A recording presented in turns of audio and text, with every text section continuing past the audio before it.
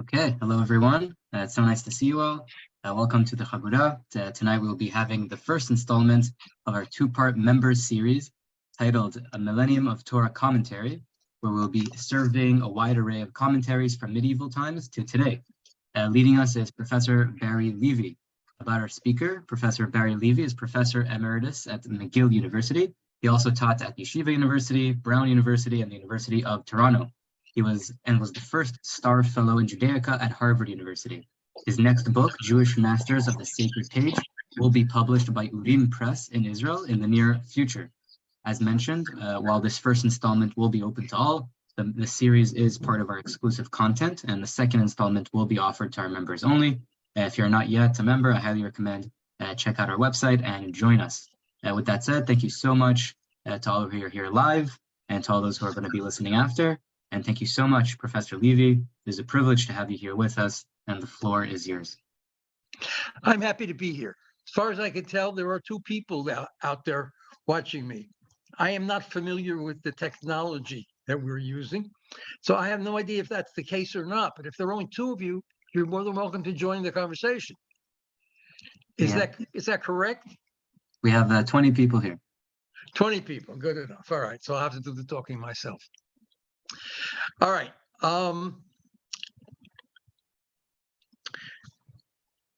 This first presentation deals with the ways in which Jews read the Bible, which means in most cases the Torah, but not exclusively, in the Middle Ages. We could spend the next hour defining the Middle Ages. I don't intend to do that. Let's just say I'm going to start with Rashi and continue as far as I can get. The second class will go beyond that from roughly the 16th century to modern times, and we will take a look at some of the trends in Bible interpretation over this roughly 1,000-year period. The way in which scholars normally divide up medieval Bible interpretation is geographically. So they speak of writers who lived in northern France or in Italy or in Germany or in other places, but it tends to be by geographic designations. I'm not sure this is completely useful, but it's a good place to start. And since I really don't have a whole lot of time to fix it, we'll leave it at that. We'll talk a little bit about Parshanut, Bible interpretation in Spain, in North Africa, in Italy, and see how far we can get into other countries as well. Rashi. Rashi has a reputation for being the single most important Jewish commentator who ever lived. Whether that's a fair evaluation, I would have to leave for another time. My favorite commentator is Ibn Ezra, not Rashi. Ibn Ezra lived slightly later and undoubtedly was a very important figure in the history of Jewish interpretation. Ibn Ezra didn't really like Rashi all that much. In one place he says Rashi tried to interpret the text according to the literal meaning, and he got that right about one time in 1,000. Those are his exact words. So I'm not going to try to convince you that Rashi's always right. I will try to convince you that he is the most popular figure out there. One of the things that I have been working on is the history of rabbinic Bibles, better known as Mikrot Gedolot in some circles. Virtually every printed Hebrew Bible contains Rashi's commentary. I didn't really believe it, but it's true. The extent of Rashi's dominance is remarkable. There are hundreds of super commentaries on Rashi. The commentaries on commentaries are called super commentaries. And Rashi had an enormous impact. Now, if you study Rashi, you can get involved in the debates about whether he interpreted the text correctly or not. I could give you lots of examples where anybody would agree with what he said. I can give you lots of examples where people will say, no, it's not. That's not really the case.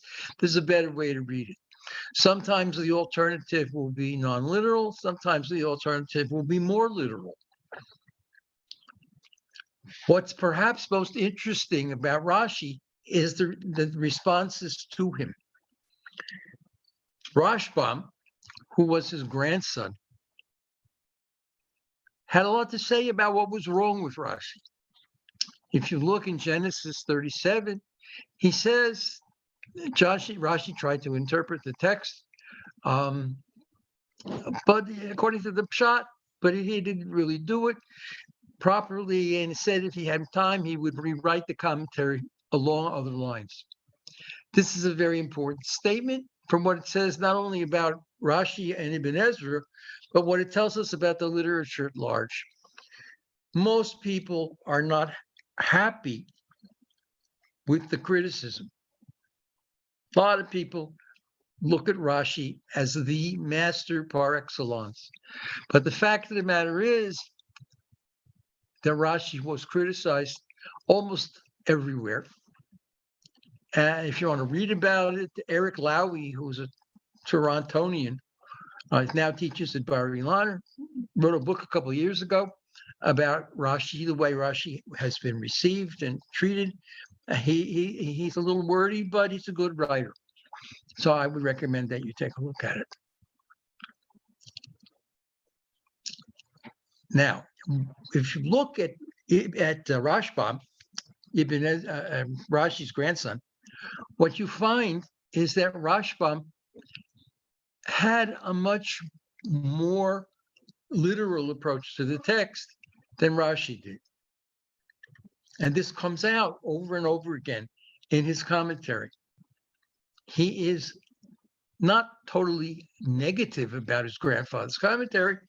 He realizes what it contributed, but by the same token, Rashbam has his own way of reading the text. And if you have the Hebraic skills or Marty Luxion's English translation, you can actually study Rashbam in some detail, and you could look at the ways in which he differs from Rashi. For my money, when they teach Rashi in high school, they should teach Rashi and next to it either Ibn Ezra or Rashbam. That is not because I only want to study the criticisms of Rashi, but it's because too many people leave school with the impression that Rashi is the correct interpretation of the text. And that's an idea against which I feel I have to comment. Rashi is not the best way to read the text. And whether Ibn Ezra is or Rashbam is or somebody else is, or there's no one way, but you need to be sensitive to the issues. You can't rely only on Rashi. And the people who do are living in the dark ages. Think for a minute about what other subject you would study in detail according to the views of a man who died in 1104, excuse me. You would no subject would be treated that way. No subject at all. And so, while Rashi clearly contributed to the debate, anybody who relies solely on what he had to say is missing almost 1,000 years of contribution to the study of the material. Now, if I were teaching a class, I would ask if there are any comments, but I can't do that. So we go on. Right? After Rashbam and Ibn Ezra, and I really mean it, study the two of them together with Rashi, at least one, and you'll see the lengthy extents to which they correct what Rashi had to say. They're not always critical. I mean, sometimes they are, but not always. But they clearly did not accept everything he had to say. Now, in order to finish in an hour, we move on. In addition to Rashi, to Rashbam and Ibn Ezra, many other people in France and Germany studied the text of the Torah at that time. One of the important groups is known as the Tosafists, Baalei HaTosafot. Tosafists are the same people basically who commented on the Talmud. But the history of the printing of the Talmud is such that in one column on the margin, one margin you have Rashi, and the opposite margin you have Tosafos. But you don't have that with the Torah. It took a long time before the Tosafist commentaries got into the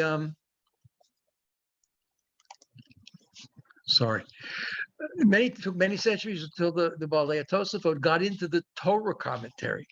And to this day, there's very, very little that can be attributed to the Tosafot that deals with the Nevi'im and Ketuvim part of the literature. So who or what were the Tosafot? Tosafot were very critical of Rashi also. They had their own ideas.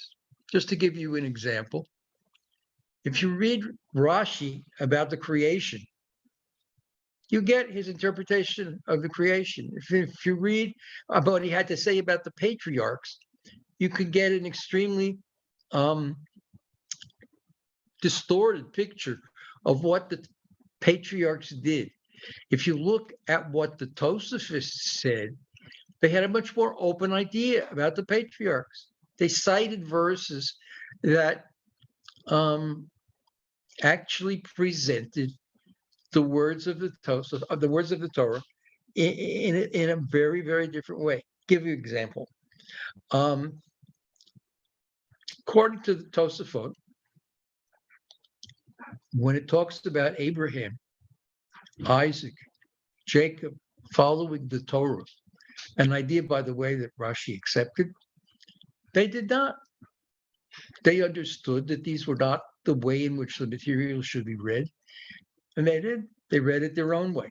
And if you look through Tosafot commentaries on Genesis, for example, you'll find lots of examples of how they reevaluated that claim in the light of their reading of the text. What is perhaps most important here is not whether they agreed with Rashi or not, but that they were willing to set out on their own in order to take a look at the material. This is not something you'll run across much in the religious community today. Nowadays, the situation is quite different. In fact, I was in New York last week. I was talking to people who have been involved in Torah study for many decades. And one of the things we agreed upon is that the religious community these days is much more controlled by attitudes formulated in exclusion from the rest of the world.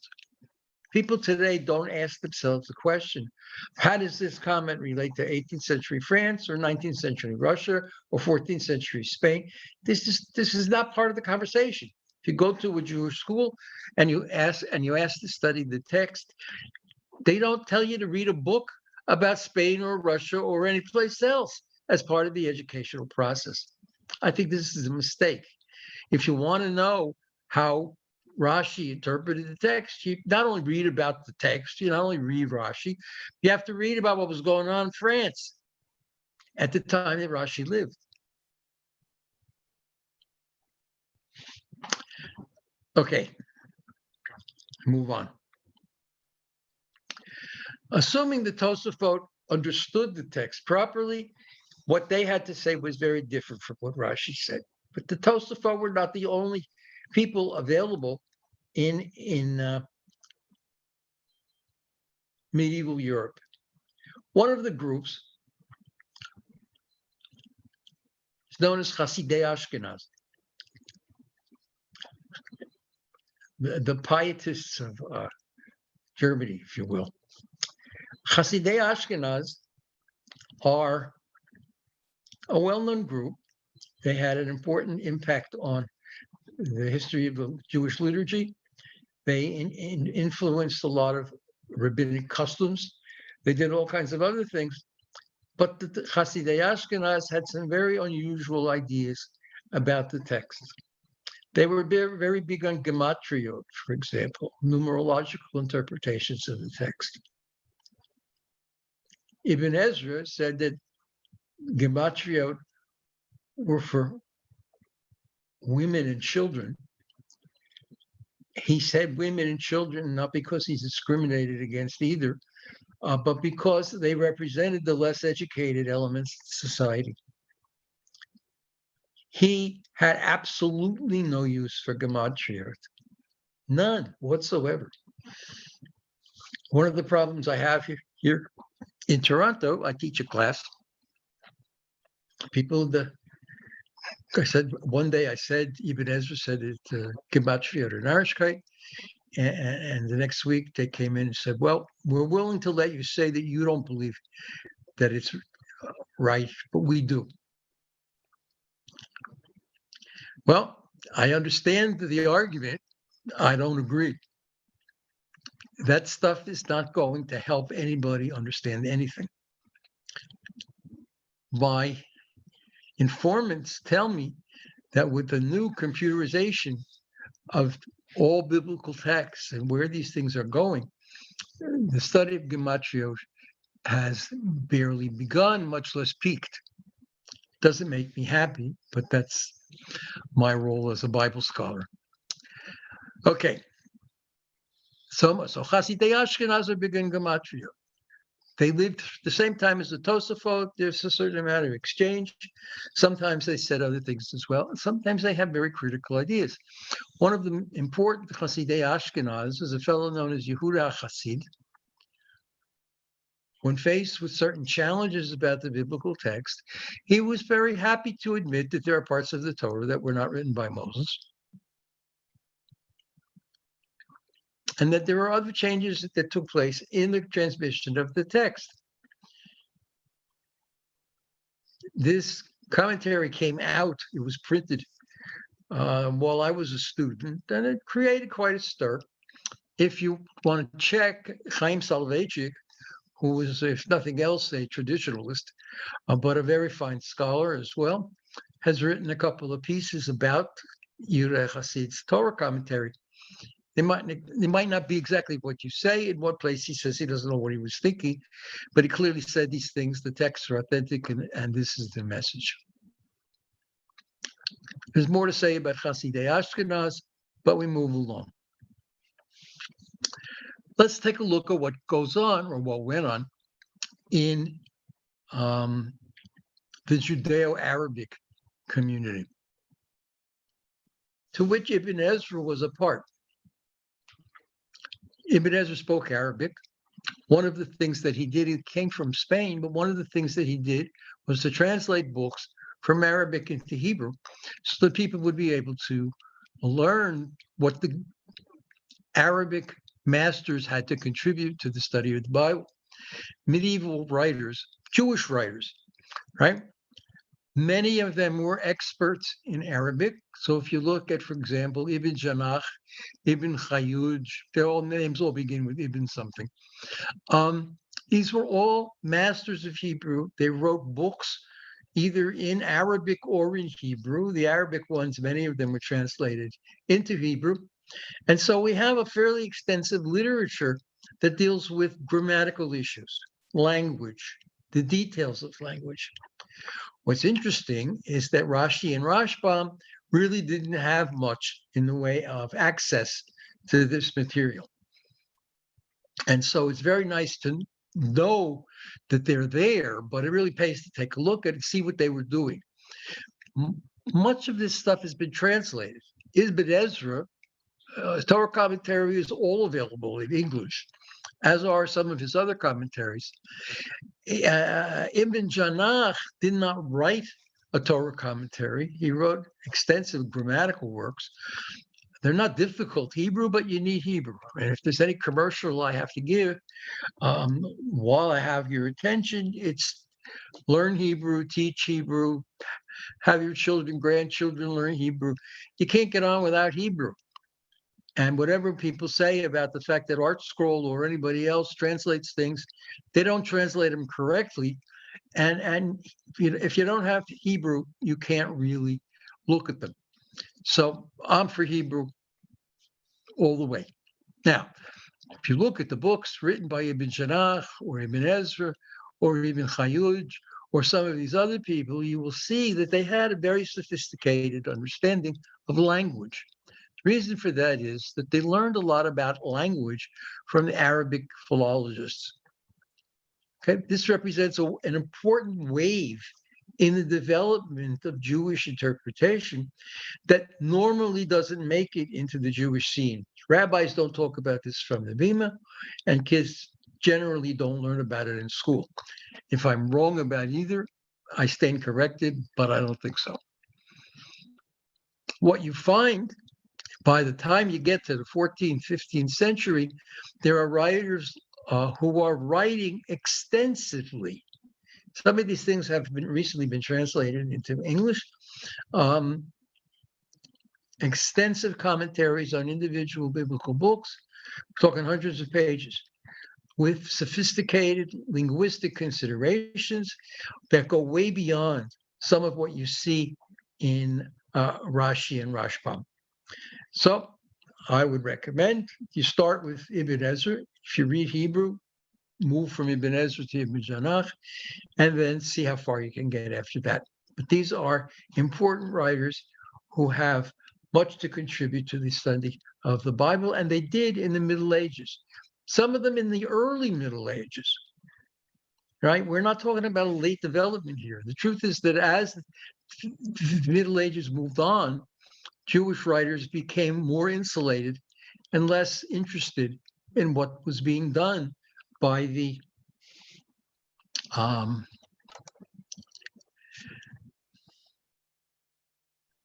Judeo-Arabists. And I think it's important to recognize that that trend died out.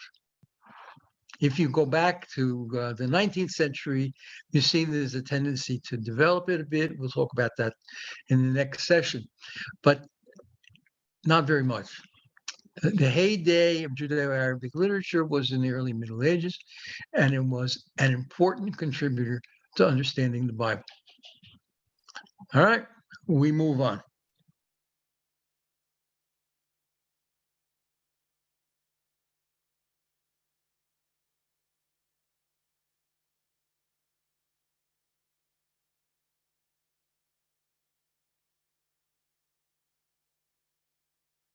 Italy.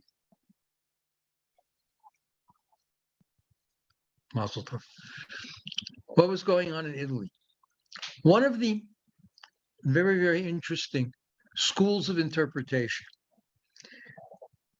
and the term has very, very rarely been applied to them, is the Italian school. Now you can read about the Tosafist school, and you can read about the Judeo-Arabic school, but in Italy there was a remarkable community, learned and scientific, and the Renaissance had an incredible impact on many of these writers. Much of the work on the Bible text, spelling, vocalization, the details of grammar, was done in Italy. So Italy was an important contributor to Bible interpretation, and people learned a great deal from Italian writers.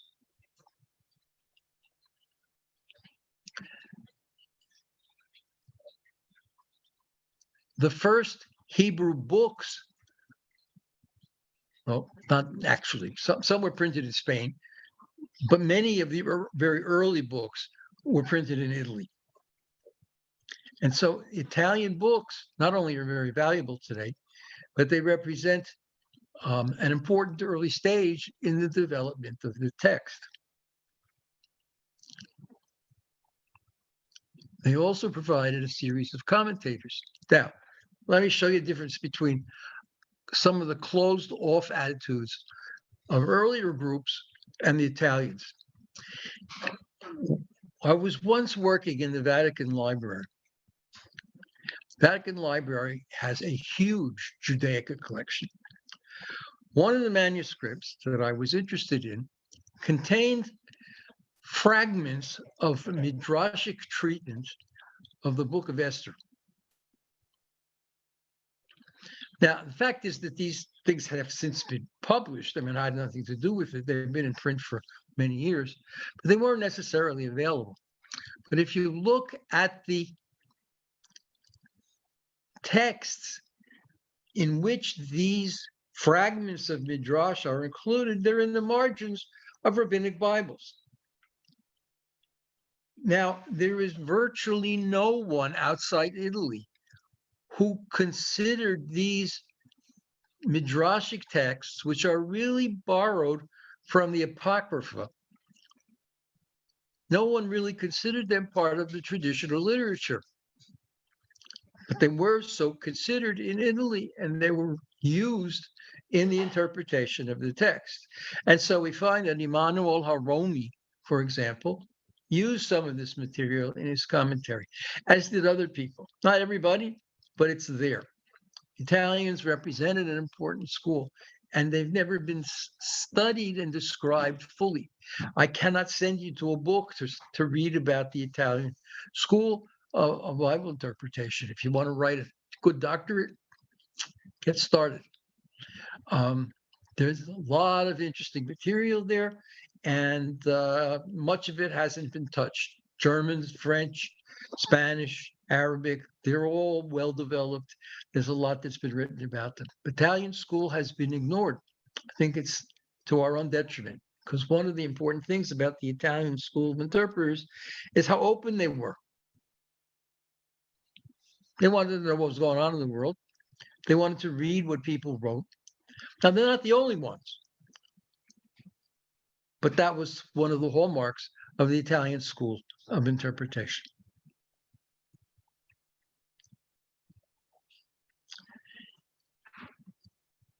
What other schools existed in these medieval centuries? Well, the truth is that almost everywhere you look, there's what you might call a local school. There are people who wrote commentaries on the Bible, who studied the texts, who tried to live their lives according to what they incorporated. And this represents an important part of the history of Bible interpretation.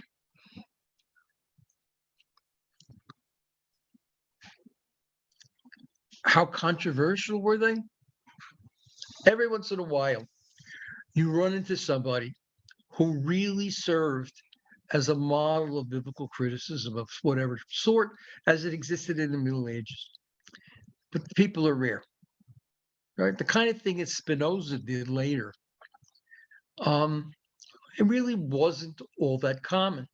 One of the distinctions I think that needs to be made between Jewish material, traditional material, and Jewish critical material is that the dividing line was far, far less severe than it is today. Nowadays, you open your mouth, you're a heretic. No matter what you say, you're a heretic. If you don't quote the Talmud or Rashi, you're a heretic. I live with this on a daily basis, but it's just not the way it used to be. If you look at the attitude that the people in medieval times had, they were much more open. Stuff that today passes as criticism, they said they got away with it, was no big deal. They didn't have a concept of biblical criticism, and so they weren't running away from anything.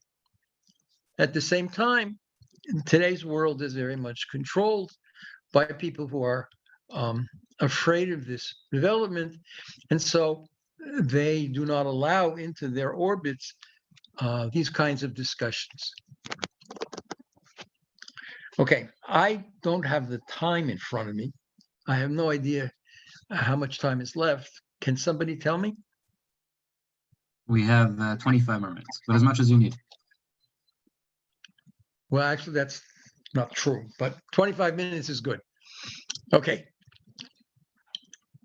One of the other groups, I didn't mention them before really, but they are an important example of medieval exegesis, is the Midrashists. Now, if you've studied anything about rabbinic literature, you know that rabbinic literature includes a lot of Midrash. What is Midrash? A lot of definitions. I would tell you that Midrash is rabbinic interpretation of Bible interpretation attributed to the ancient rabbis that has as its goal to expound, to expand, to glorify the Bible. Nobody says anything about Midrash telling you the truth. It is not the historical reading of the text. Midrash expounds what the text might say. And over the centuries, people understood that. Now, there was a time, again, we'll talk about it in the next session, where people stopped being so open-minded about Midrash and were very, very strict about adhering to what Midrash says. But the bottom line is that Midrash was known, and there are whole books that have been written collecting examples of the writers and what they've said about Midrash. They're fascinating. Midrash was understood as flexible, as subjective, as useful but not controlling. But these attitudes don't exist very much today. But in the Middle Ages, Midrash was another important school. And so there were Midrashes in various places. This one's hard to pin down. People who collected Midrashim, who distilled Midrashim, took them out of the Bavli, took them out of the Yerushalmi, tried to figure out where they go and how they go, and to make them into an important part of the literature. And if you look at the Midrashic literature, you will see how many of these books were actually written in the Middle Ages. There were old Midrashim like Genesis Rabbah, but Exodus Rabbah, some people have parts of different editions, maybe medieval. Deuteronomy Rabbah also. So one needs to be very careful in terms of understanding the relationship between this material and the tradition.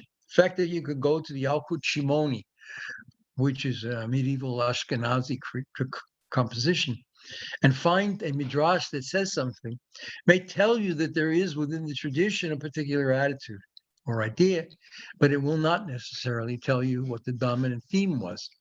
And this is true of all other midrashim as well. Incidentally, whatever it's worth, if you want to study the history of Torah interpretation, and you don't have a lifetime to devote to the subject, I would recommend that you study the interpretation of the book of Esther. Esther is a narrative. It doesn't contain a lot of law, a little bit, but not a lot. It doesn't contain any poetry. It is well known. It is clear. And it was subjected to very much the same type of exegetical processes that the Torah received. Only it happened all over. There are hundreds of commentaries on Esther, as there are on the Torah. There are midrashim on Esther. There's no other book on which you can look up a dozen midrashim. You can on Esther. And there are 3 Targumim of Esther. That's unusual as well. Usually you get 1 or 2 on the other biblical books. And so if you want to study interpretation per se, I recommend Esther very highly.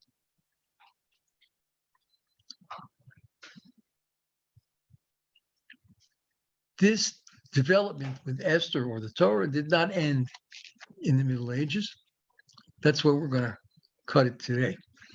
What else went on in the Middle Ages as far as interpretation of the text?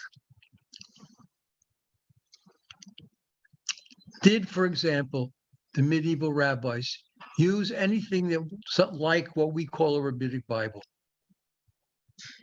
Mikrot Gedolot, for those of you who are familiar with the term.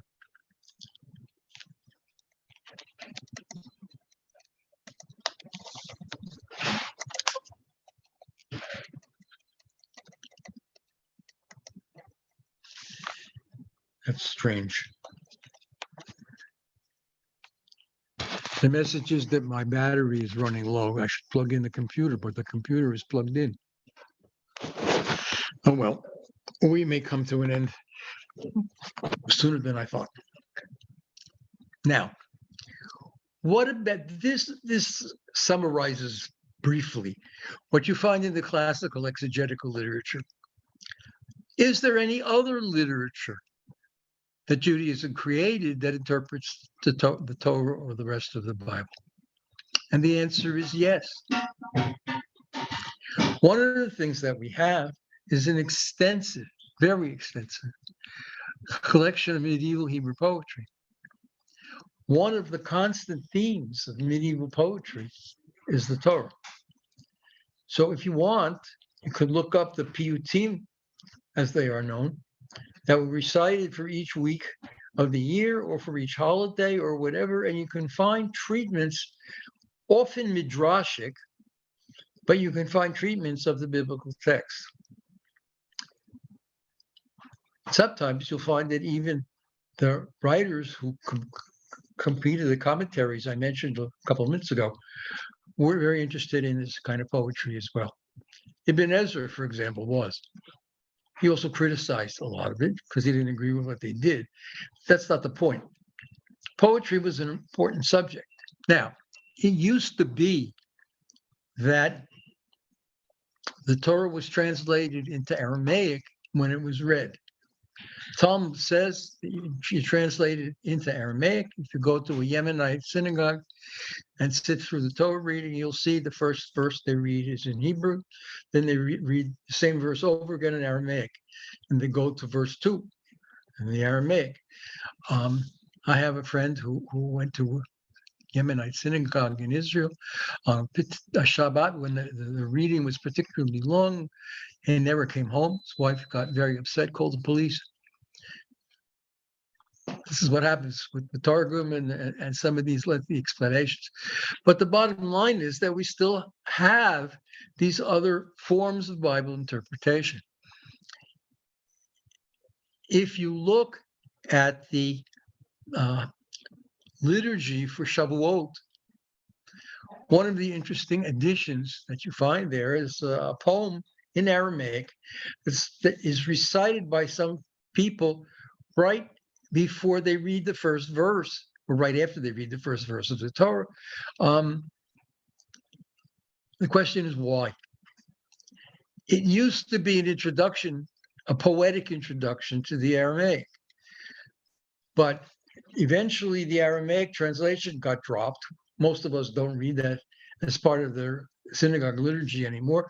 So the akdamot, the introduction, got moved outside the Torah reading instead of inside. And now it's before the reading instead of during it. This is the change that took place as a result of response to the text. Needless to say, if you look at what the poem itself says about the Torah, it describes it in the most grandiose ways. It is special, it is magical, it is truly divine, on and on and on. These are normal Jewish attitudes, but they are not necessarily historical or critical ones. That's a different problem altogether. Okay. Are there any medievals about whom you would like to ask?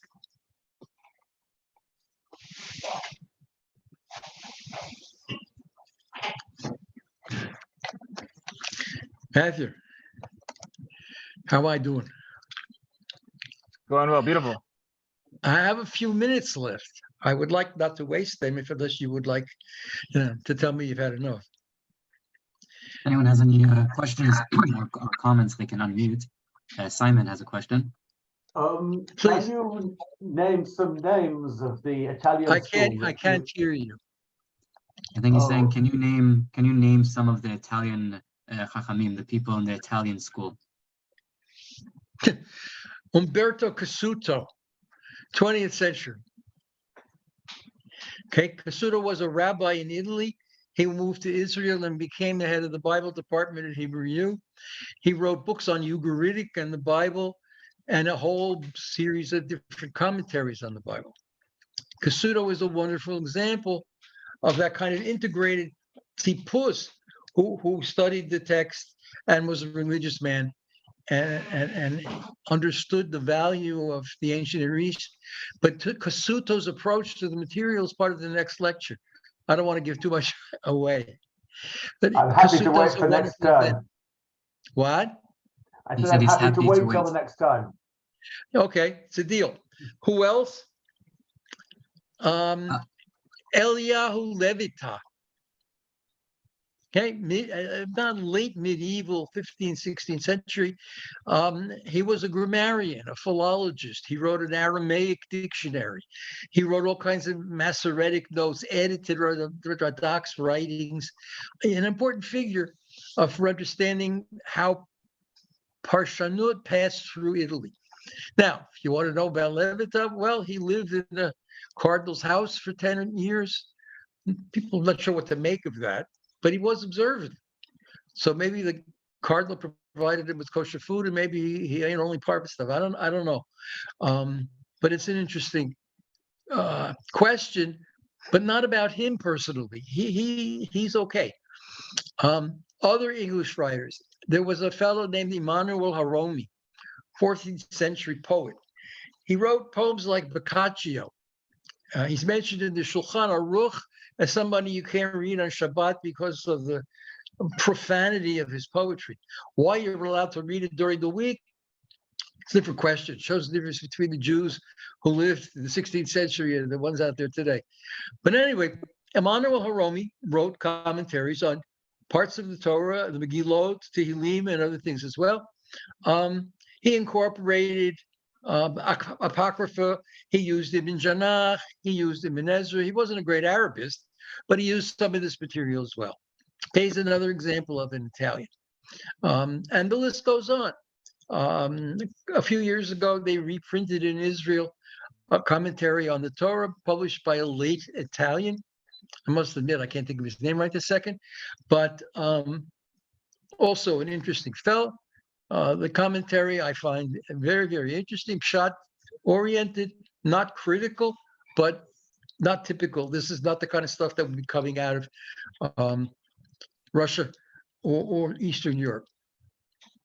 Okay, any other questions or comments? You mentioned earlier about how the educational system today needs to incorporate a historical understanding of the scholars that they're going to be studying. But to push back a little bit on that, why is that so essential if ultimately the question should be, is the interpretation compelling or not?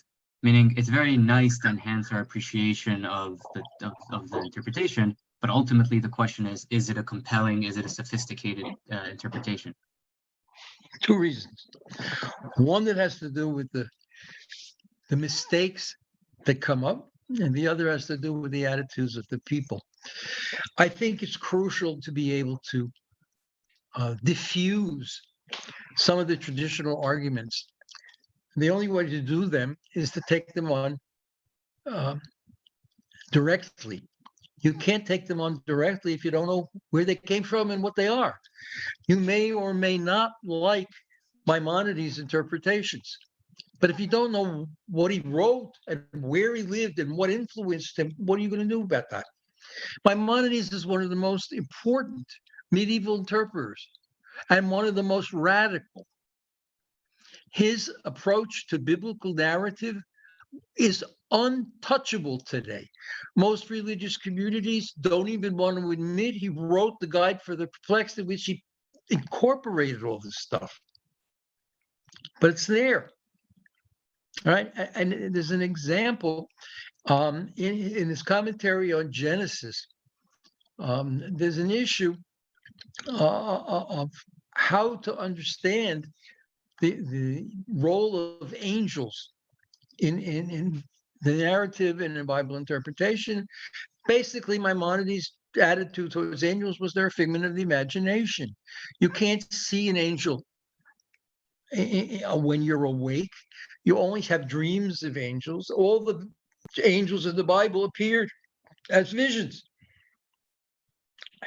Okay, how much more radical than that can you get?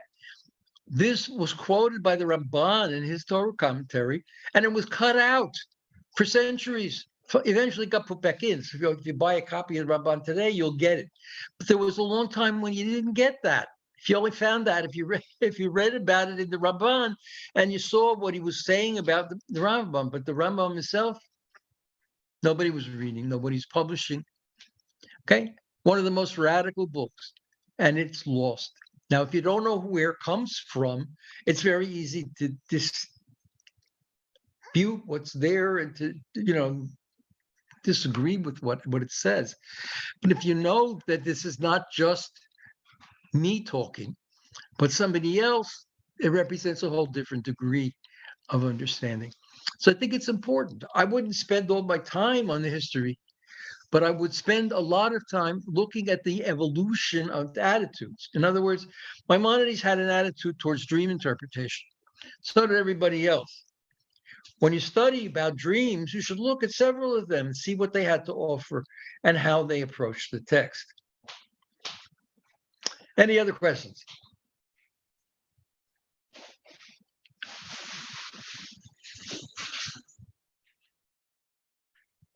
Anyone else? You can unmute. I think that's it for tonight. I guess we should call it a day. Hopefully I'll see you again soon. If you have any suggestions, the easiest way to deal with them is get into Matthew, and he will be in touch with me. There may be things that I can incorporate in the next session that you are interested in and I don't look like I'm about to deal with. But there's only one way to find out, and that's to come to the second class.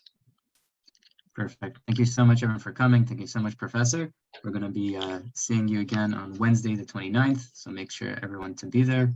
Laila Tov, everyone. Thank you. Great. Thank you. Thank you so much. Thank you.